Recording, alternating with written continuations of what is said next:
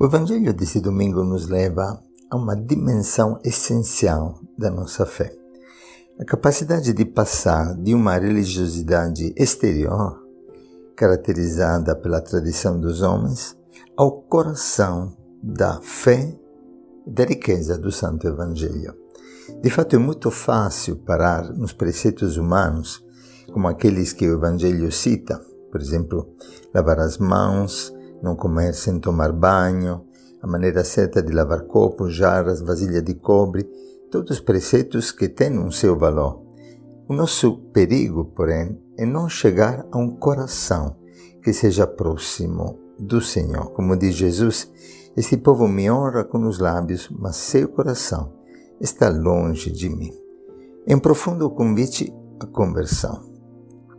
De fato, diz Jesus que do coração do homem que saem as más intenções, imoralidades, roubos, assassínios, adultérios, ambições desmedidas, maldades, fraudes, devassidão, inveja, calúnia, orgulho, falta de juízo. Temos que entender então alguns aspectos. Primeiramente, nós sabemos que as leis e os preceitos de que Jesus fala têm um valor. Se nós lemos em Êxodo 20, é bom ter presente isso para não ter um julgamento superficial da religião judaica, que é a mãe da nossa fé. No capítulo 20 de Êxodo, estava dizendo, quando o Senhor dá os mandamentos para Moisés e para o seu povo, ele diz inicialmente algo que é essencial para entender o sentido dos mandamentos. Deus diz: Eu sou Yahvé, seu Deus, que tirou você da terra do Egito, da casa de escravidão. Por isso, não tenha outro Deus, e começa a lista dos mandamentos. Em outras palavras, o que o Senhor nos ensina é que o mandamento, os preceitos, as leis, as normas são caminho da vida. Por quê? São modo de fazer memória de um evento salvífico que precede os mandamentos. Em outras palavras, o Senhor me salvou, o Senhor me libertou, o Senhor me deu uma vida nova e Ele me ensina como manter-me livre no meu coração. Ele me mostra aquela sinalização. Os mandamentos nada mais são do que esta sinalização do caminho da liberdade, do caminho da terra prometida. Para o judeu, o fazer, o não fazer, era um fazer memória de uma salvação, mas também entender que toda a vida é sagrada, que nenhum gesto é um gesto sem sentido e sem valor. Que eu posso dar a cada gesto, como, por exemplo, uma refeição feita com os meus irmãos, um valor sagrado. Eu posso dar a cada palavra, a cada pensamento, a cada expressão do meu viver, um valor sagrado. Tudo é santo, porque eu sou um povo santo, resgatado por aquele que é santo, e posso viver sempre nessa santidade. Em outras palavras, os mandamentos são consequência de uma salvação, não são a causa da salvação. Eu não me salvo porque observo as leis. O inimigo da nossa fé, da nossa alma, do nosso coração, é especialista para reverter o sentido das nossas ações e o sentido da nossa lógica. É porque sou salvo que eu vivo conforme a uma lei que é realmente como um sinal de trânsito que me leva à terra prometida e que me permite de permanecer na pátria na qual o Senhor me colocou. Fazer, não fazer, significa entender que não é no dinheiro, que não é no poder, na idolatria da impureza, do prazer, que eu encontro a minha realização. Se eu não peco, se um cristão não peca, se nós como igreja escolhemos um caminho de santidade, não é porque temos medo do inferno, mas porque temos experimentado a alegria do paraíso e não queremos perder o paraíso, não queremos perder a alegria de uma vida santa, de uma vida plena. Este é um sinal, é um sentido tão profundo. Mas como é fácil perder esta consciência, como é fácil perder esta luz interior, esta luz espiritual, pois esta luz só chega na minha vida e permanece na minha vida se mantenho o meu coração unido ao coração de Deus. Se consigo entender que a fonte da salvação não vem do meu agir, mas vem da vida de Deus que jorra, que brota do meu coração, mesmo quando o meu coração é machucado, quando o meu coração é ferido. Na observância da lei, então, existem dois perigos que Jesus nos alerta no Evangelho. O primeiro é o perfeccionismo, o escrúpulo. Pensar que a salvação vem de mim, do meu esforço. E de fato todas as religiões, até Cristo, pedem o sacrifício do homem para glorificar a Deus. E no cristianismo, às vezes, nós podemos até aqui reverter a nossa visão das coisas, pois acontece exatamente o contrário. No cristianismo é Deus que se sacrifica para salvar o homem, para glorificar o homem, pois a glória de Deus é o homem vivente. E a nossa fé, a nossa salvação vem do sacrifício da cruz de Cristo. A salvação, então, não é obra do homem no cristianismo. A salvação é obra de Deus, que acolhe a nossa fraqueza. E por isso, não é pelos nossos méritos, mas pela sua graça, pela misericórdia que somos salvos. Como é importante entender isso. No homem sempre há a tentação de fugir da própria fraqueza, da própria debilidade. Sempre o mundo nos tenta para mostrar uma força que, na verdade, ninguém de nós tem.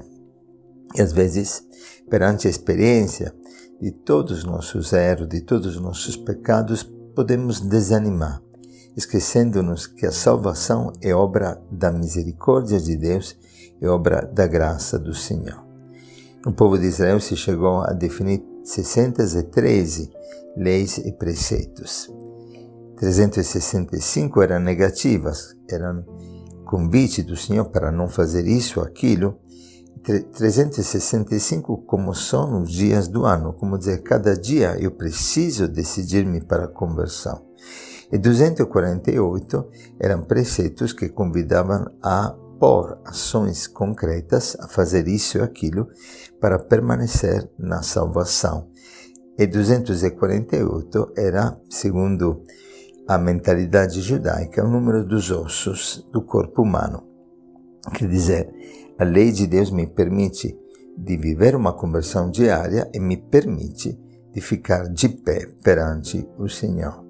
E tudo isso que tem um valor bonito, porém, pode virar-se contra o homem quando, confundindo a verdade das coisas, dos fatos da revelação, eu penso que serei salvo pelos meus méritos, pelas minhas ações.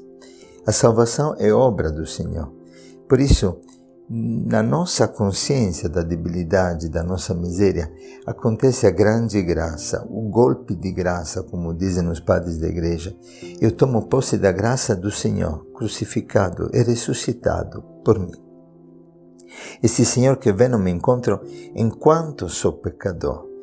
Fujo então desta tentação do perfeccionismo e, como diz Santo Agostinho, quem não reconhece a sua miséria afasta de si a misericórdia do Senhor. Não é por acaso que Jesus explicou para Santa Faustina aquela revelação da misericórdia que também sintetizou naquela imagem de Jesus misericordioso e coloca para Jesus, perante a nossa vida, aquela expressão tão simples, tão breve, aquela invocação: Jesus, eu confio em Ti. Não podemos esquecer que o bom ladrão, por uma só palavra, foi salvo. Não pelos seus méritos, depois de uma vida totalmente errada, vivida totalmente fora da lei, ele entendeu que em Cristo Jesus, naquele olhar de compaixão para Cristo, podia encontrar realmente perdão e salvação. Muito interessante, no Cântico de Zacarias do Benedito, de Lucas 1, no versículo 77, nós lemos que Ele deu ao seu povo conhecimento da salvação mediante a remissão dos seus pecados. É pela cruz de Cristo que somos salvos. E o segundo perigo, e o último aspecto que queria sublinhar neste momento, é que, de repente, se nós paramos numa religiosidade exterior, feita de atos, de ações, feita de ritos, nós perdemos realmente a riqueza da religião do coração. O segredo da vida e a fonte da vida é a presença do Senhor no nosso coração. E quando o coração se afasta do Deus vivo, do Deus santo, do Deus de Israel, quando nos tornamos surdos à palavra do Senhor, realmente nós vivemos uma idolatria que nos faz escorregar em cada tipo de desordem moral. É muito forte aquilo que nós podemos ler na carta aos Romanos, no primeiro capítulo, onde Paulo diz que quando nós confundimos o Criador com as criaturas, ou a criatura com o Criador, caindo de fato numa idolatria, acontece que nos tornamos vazios em nossos pensamentos e nosso coração insensato fica na escuridão. E daí nascem todo tipo de perversão. Trocaram a glória de Deus de Paulo no capítulo 1 de Romanos, versículo 23, de um Deus incorruptível por imagem de seres humanos corruptíveis, de aves, quadrúpedes, répteis. Por isso, Deus os entregou aos desejos dos seus corações, a impureza, com que eles desonram seus corpos entre si. Trocaram a verdade de Deus pela mentira, adoraram e serviram a criatura em lugar do Criador, que é bendito pelos séculos. Por isso, Deus os entregou a paixões vergonhosas. Parece de ler aquilo que vivemos neste tempo. Suas mulheres mudaram as relações naturais por relações contra a natureza.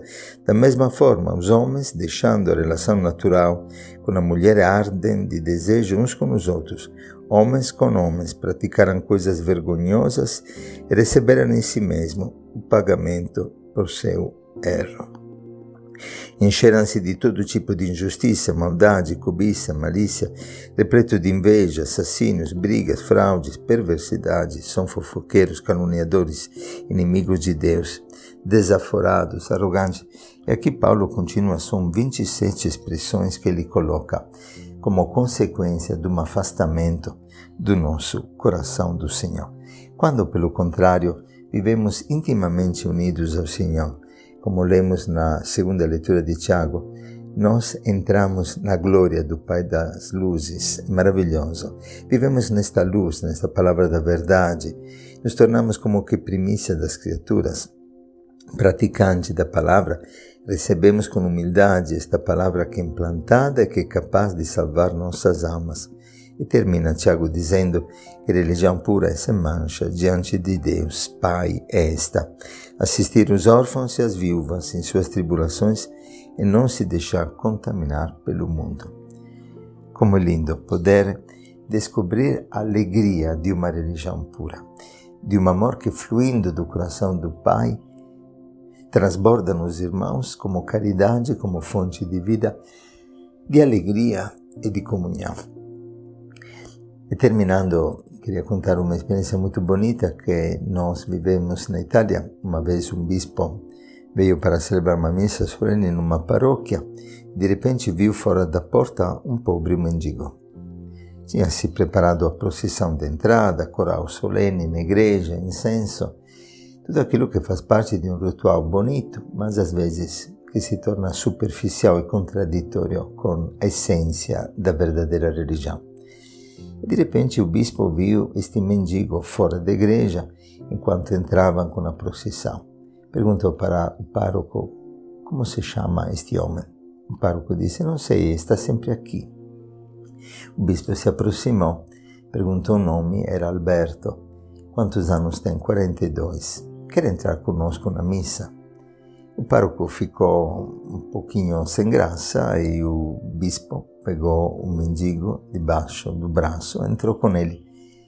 De repente se percebeu no meio do povo um certo constrangimento.